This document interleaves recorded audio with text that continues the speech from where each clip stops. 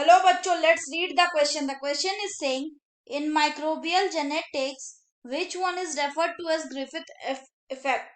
Microbial genetics में Griffith effect किसको कहते हैं? ऑप्शन ए है कॉन्जुगेशन, ऑप्शन बी है ट्रांसडक्शन, ऑप्शन सी है ट्रांसफॉर्मेशन एंड ऑप्शन डी है सेक्सडक्शन। तो आइए देखते हैं इसका की कंसेप्ट। अगर हम इसके की कंसेप्ट की बात करें तो इसका की कंसेप्ट हो जाएगा ग्रिफिथ एक्सपेरिमेंट। ग्रिफिथ एक्सपेरिमेंट, तो ग्रिफिथ एक्सपेरिमेंट क्या था? इन्होंने एक ऑर्गेनिज्म लिया था जिसका नाम था Streptococcus, Streptococcus pneumoniae, Streptococcus pneumoniae. इनके दो स्ट्रैन थे, कौन कौन से? एक आर स्ट्रैन और एक एस स्ट्रैन। ये जो आर स्ट्रेन था ये कैसा था? ये नॉन वायरुलेंट था, और जो एस स्ट्रैन था ये कैसा था? ये वायरुलेंट था। तो अगर हम आर स्ट्रेन की बात करें अगर हम, तो ये नॉन वायरुलेंट हो गया, यानी डिजीज जो नहीं कॉज करेगा, और एस स्ट्रेन मतलब वायरुलेंट मतलब जो डिजीज कॉज करेगा। तो इन्होंने एक छोटा सा एक्सपेरिमेंट किया था।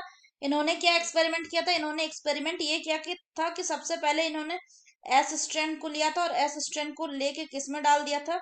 इस एस स्ट्रेन को डाल दिया था माइस में। तो इन्होंने देखा कि माइस की जो है वो मर गया, यानी माइस डाइड। उसके बाद इन्होंने आर स्ट्रैन को लिया था। आर स्ट्रैन को लेके जब दोबारा इन्होंने माइस में इंजेक्ट किया तो उन्होंने देखा माइस जो है वो सरवाइव कर गया।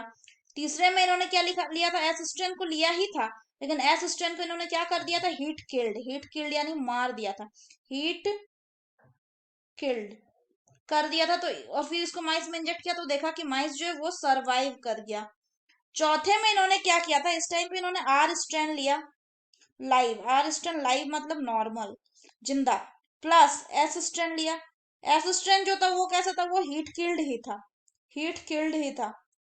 तो इस केस में इन्होंने देखा, जब इसको माइस में डाला तो इन्होंने देखा कि सम माइस डाइड, कुछ माइस जो थे वो मर गए, सम माइस डाइड।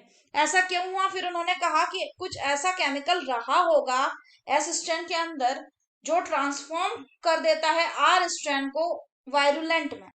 तो इस क्या हुआ कि उन्होंने क्या कहा कि कुछ ऐसा केमिकल था जो आर स्ट्रैंड को ट्रांसफॉर्म किस में कर देता है? वायरुलेंट में। हालांकि वो उस केमिकल को नहीं बता पाए, पर उन्होंने अपने इस प्रोसेस को क्या बोला? इस पूरे उन्होंने एक्सपेरिमेंट को बोला transformation principle, transformation principle. So the correct answer will be transformation. अब अगर हम बात करें कॉन्जुगेशन की, तो कॉन्जुगेशन क्या होता है? Conjugation is the process by which one bacteria transfer it genetic material to another bacteria through direct contact. Direct contact से वो अपना जेनेटिक मटेरियल दूसरे बैक्टीरिया में ट्रांसफर करता है। अगर हम बात करें ट्रांसडक्शन की, तो व्हाट इज ट्रांसडक्शन? तो ट्रांसडक्शन प्रोसेस की अगर बात करें तो ट्रांसडक्शन एक प्रोसेस है बाय विच ए वायरस जो है वो अपना जेनेटिक मटेरियल को एक बैक्टीरिया से दूसरे बैक्टीरिया में ट्रांसफर करता है। So it is the process by which a virus transfer its genetic material from one bacteria to another.